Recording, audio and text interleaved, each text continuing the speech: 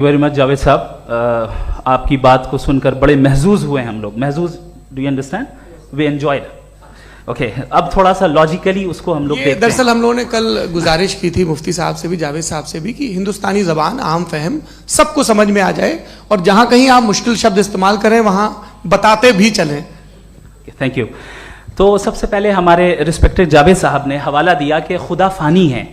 कितने मजहब आगे चले गए, किसी ने जुपिटर को खुदा माना, किसी ने किसी को माना। मैं कहता हूं जिसने कॉन्टिंजेंट चीज को खुदा माना, गलत माना, वो खुदा ही नहीं, वो खुदा ही नहीं है।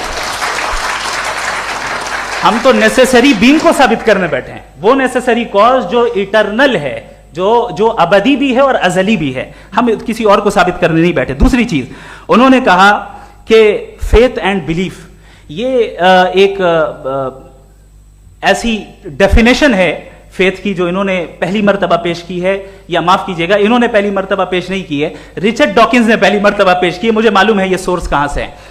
एपिस्टेमोलॉजिकली फेथ और बिलीफ का फर्क आप इस तरह नहीं कर सकते सर। फेथ सही भी होता है, गलत भी होता है। बिलीफ सही भी होता है, गलत भी होता है। जो लॉजिक, रीजन और एविडेंस से बैक्ड होगा वो फेथ सही होगा। और आप जिस फेथ की बात कर रहे हैं कि इलॉजिकल है और उसके पीछे नहीं है, तो we are on the same page. हम नहीं मानते उस फेथ को।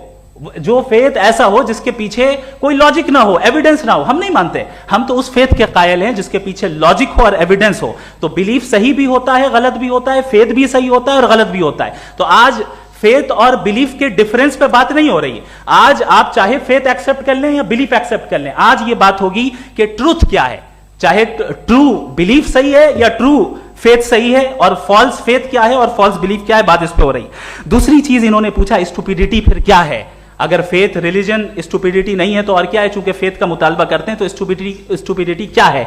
मैं कहता हूं स्टुपिडिटी एथिज्म है। उसकी वजह यह है कि आप एक सड़क पे जा रहे हो और आप किसी गार्डन में जाएं और देखें वहां लिखा है फूलों के साथ, I love Javed Akhtar, and I really do, I love you sir.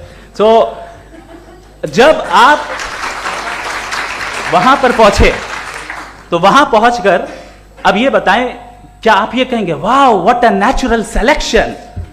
ये क्या नेचुरल सिलेक्शन है? नहीं, ये प्रिसाइजली डिजाइंड है, इसके पीछे डिजाइनर है।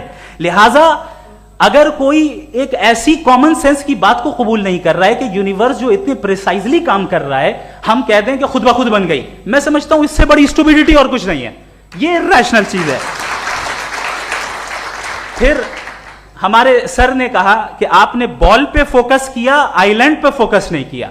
अरे आइलैंड को किसने बनाया, यही समझाने के लिए तो बॉल की मिसाल दे रहा हूं।